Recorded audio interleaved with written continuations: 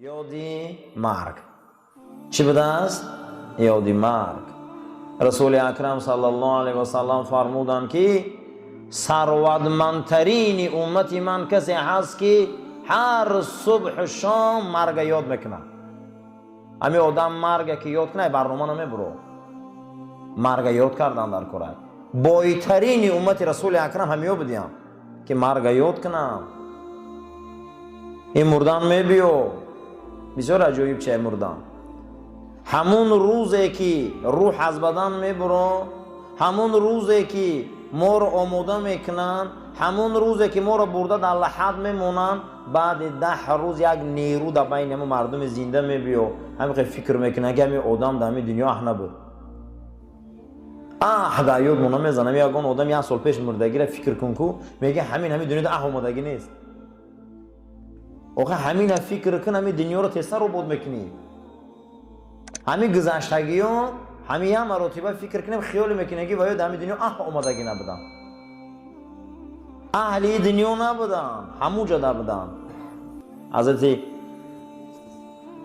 ابن عربی هم در تفسیر همین آیه مرگ میبیر، آیت های مرگ ده میگه همین عجایب است میگه انسانیت. با تگ قبرستان بعد عصر گذشتن ده پشت لرزه میگیره که تگ قبرستان قدر نگذره که اگه عجینه و ارواح یارو نشوه بود. شب میگه میگذره میگه قبرستان رو میبینه میلرزه، گور رو میبینه میلرزه. لیکی دنیا میگه موقتی خونش همون جای میگه خونش میترسه. خونه ابدیش همون جای بعد عصر نشوه گذره که اگه عجینه برویه. نگه اون جای خونه اساسی. میگه من حیرانم برای انسان ها. من حیرانم میگه برای انسان ها که از خانه ابدیشان میترسن، از گور کندن میترسن، درنی گور در آمدن دا میترسن. مبادا که به در قبرستان نگذارن که اگه بیمار نشون. اما میگه یه بار فکر نمیکنن که جاشان همون جای اخی. اما این خرابخانه را امارت میکنن، این خرابخانه را تعمیر میکنن، این خرابخانه را رنگ میکنن، این خرابخانه را دوادو میکنن. لیکن همش میمونن و میرن. حضرت ابراهیم ادهم میپرسن، یک مرد سواره میبیا که ابراهیم ادهم از ملک بلخ بیرون برآمده است و میپرسنش که السلام علیکم ای مرد خوبی؟ میگه خوبم. میگه یک جای آوردی در کارای من. از ابراهیم ادهم یک مرد سواره میپرسن، این میگه که اینا همه طرف میگم جای آوردی هست و همو رحمه فروی تیپه را میبره که قبرستان کلانه. با گشتن میبیا چند قمچین میزنه که تو منو فریب کردی، من تو را آوردی گفتم تو منو گورستان نشان دادی. آخری گفته همون جای عاقبت همه ما نخی بو کجا من تو را آوردی گوزنم. بعد از اون میگه این رفت که این مردم درین هم دهه در اومد که یک مردمی زیاد اومده سعی گفتن اگه مرد در پیش ندیدی؟ گفتن دیدیم.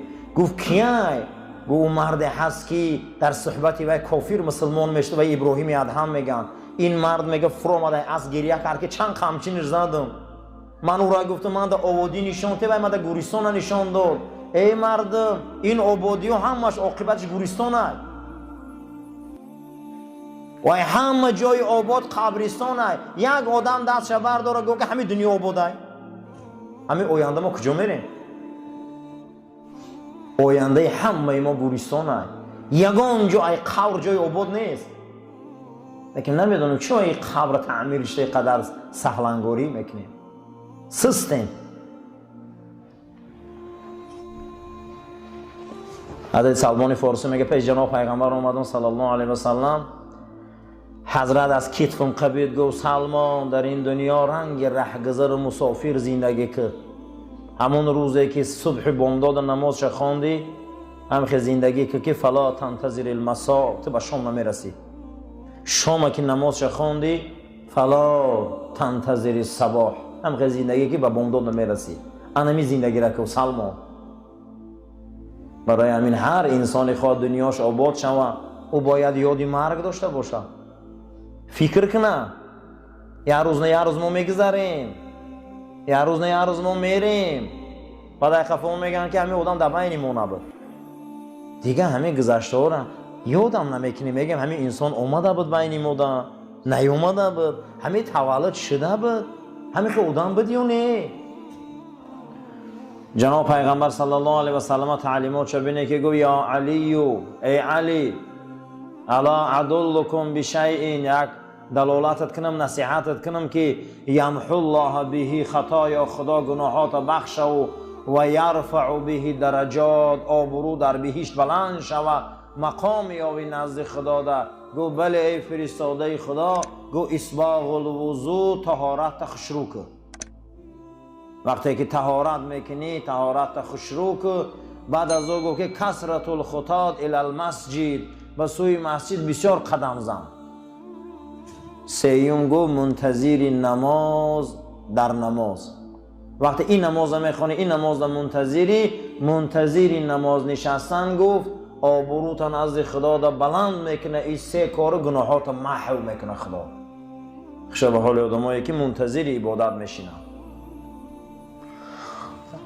اسلام بسیار دینی بزرگ، ما را تربیت های بزرگ میکنه. ما برای همین روزای جمعه درباره اخلاق گپ زدیم، خیلی درباره دنیا گپ زدیم، درباره راههای دنیا گپ زدیم. از همه نعمت بزرگ در دنیا همین بوده است که دنیا را به چشم آخرت بینی. کسی که دنیا را به چشم آخرت میدیده، این سرشوی زندگیش بوده. کسی که زندگی را به چشم آخرت بینه، از دنیا را به چشم آخرت بینه، این دنیا برای آباده است. این دنیا برای او همیشه جای آسودگی است. اگر کسی دنیا را به چشم دنیا بینه، بای داد، بای میتیه، هیچ جایی نیست. کسی دنیا را به چای چی بینه؟ به جای چشم دنیا بینه. امروز دوام همو بحث. سه چیز برای ما و شما دنیا را آباد میکرده است. سه چیز با علما دوام موضوع دا گفته هستند که سه تربیت هست که این دنیا را با آباد میکنه. یکم همین است که تمام چیز دنیا را موقتی دانه. این جوانیش هم وقت خطیه و سلامتیش هم وقت خطیه و این پولداریش هم وقت خطیه و پیریش هم وقت خطیه و قاضیگیش هم وقت خطیه و راهبریش هم وقت خطیه، همش وقت خطیه. وقتش خطی میبیا، وقتش خطی رفتن میگیره. این هر آدمی که دنیا را وقتینچه دانیست، دانه که خشا به حالش که دنیاش آباده. کی میدونه که آیند بوده اینجا چی گپه؟ کی میدونه ما فردا در کجاییم؟ کی میدونه که آیند با کجا میریم و در کدام سرزمینیم؟ ما خشا به حال آدمی که همین دنیا را ابدی ندونه، خشا به حالش همین دنیا را آباد میکرده. غنیمت دان، غنیمت دان عمر و بندگی، که غنیمت دان عمره. سلامتیش هم موقتیه، درد هم موقتیه، پیری هم موقتیه، یاشی هم موقتیه، دورندگی هم موقتیه. الحمدلله که موقتی بوده. اگر موقتی نباشه، خرسندی زیادم، کفرای غمی زیادم. اما خرسندی بسیار هم آدم به ایمان میکنه. اما خدای ما خرسنگر همین پولی بسیار باشه و خرسند سلامتی خوب، این بسیار اینا دیگه خدا را هم نمیشناسن. با غمی بسیار هم آدم در کفر میبره. همین غم دیدنگیر و آسا دیگه بعد میخیزی همون تقدیر در شکایت میکنی.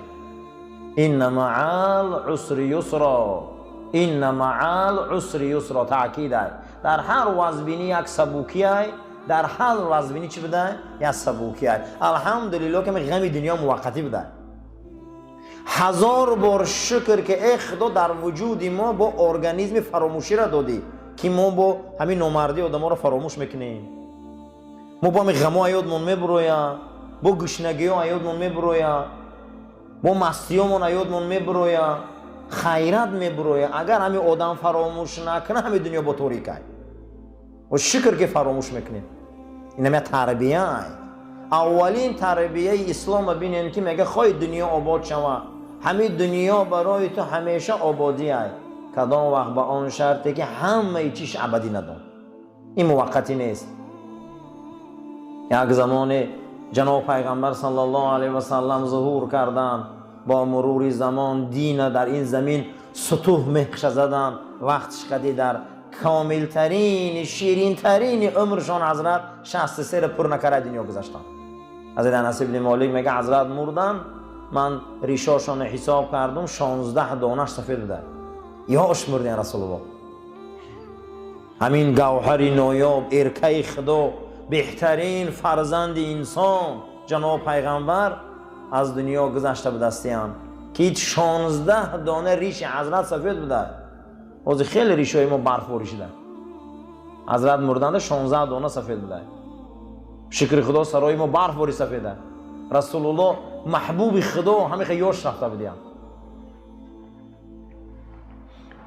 هیچ را ابدی ندانه. این رئیسی قاضیگیش هم ابدی نیست قسم به خدا. یا وقتی معین قدی میگذره میروه، یا وقتی معین قدی از من چی میشوه میگذره میره.